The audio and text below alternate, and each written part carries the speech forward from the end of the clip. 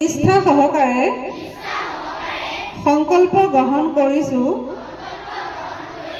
যে ৰাষ্ট্ৰৰ ঐক্য সংহতি আৰু নিৰাপত্তা ৰক্ষাৰ বাবে নিজকে উৎসৰ্গা কৰিম আৰু লগতে দেশবাসীৰ মাজত এই বাৰ্তা বিয়পাই দিবলৈও অশেষ চেষ্টা কৰিম।